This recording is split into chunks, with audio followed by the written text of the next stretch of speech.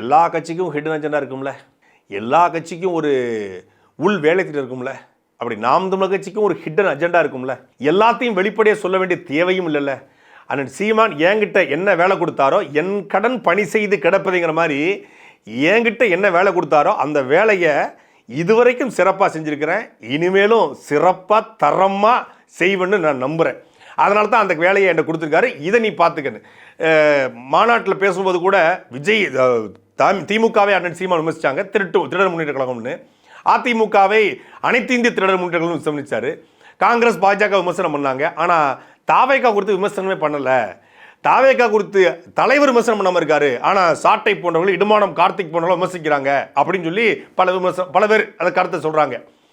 அண்ணன் சீமான் இவரையெல்லாம் ஒரு பொருட்டாக நினைக்க வேண்டிய தேவையில்லை. அவர் இன்னைக்கு தமிழ்நாட்டினுடைய மிகப்பெரிய ஆற்றலாக, மிகப்பெரிய தலைமைத்துவம் கொண்ட மிகப்பெரிய தலைவராக வளர்ந்திருக்காரு. அவர் இன்னைக்கு நேற்று முளைச்ச மலையில் முளைக்காத ஒரு காலான பேச வேண்டிய அவசியம் இல்லை.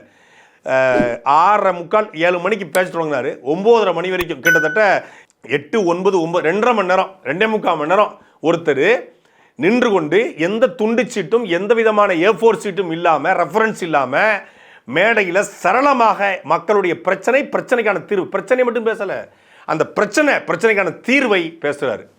1.5 மணி நேரம் வெறும் பேச்சு, 1 மணி நேரம் வேட்பாளர் அறிவிப்பு அப்படின்னா 1.5 மணி நேரம் அவர் பேசுவதற்கு எவ்வளவு தயாராக இருக்கணும், அப்போ எவ்வளவு கருத்துக்கள். அப்படிப்பட்ட ஒருத்தர் 10 நிமிடம் பேசுவதற்கே 10 முறை துண்டு சீட்டை பார்த்து படிக்கிற ஒருத்தரை தன்னுடைய எதிரியாக நினைக்க முடியாது. அவரை இவ்வளவு பெரிய மாநாட்டு மேலே பேச வேண்டிய தேவையும் ஏற்படாது. அப்போ அந்த பணியை ஒரு தலைவர் இருக்கிறான், தலைவன் நேரடியாக என்ன பண்ணுவான், யார் எதிரியோ அவன் கூட மோதுவான்.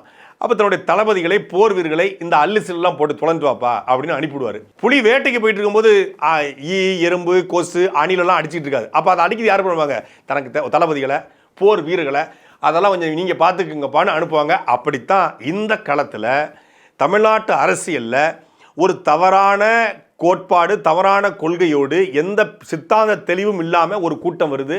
அந்த கூட்டத்தை வச்சு தமிழ்நாட்டு அரசியலில் எதையாவது பண்ணிடலாம் அப்படிங்கிற ஒரே ஒரு இலக்கு மட்டும்தான், முதலமைச்சராகங்கிற ஒரே ஒரு கனவை தவிர வேற எந்த கனவும் இல்லாமல் ஒருத்தர் வராரு. அவரை இந்த களத்தில் மக்களுக்கு அவருடைய உண்மையான முகத்திரையை கிழித்து எரிய வேண்டிய தேவை இருப்பதனால ஒரு அஜெண்டா கொடுத்துருக்காரு.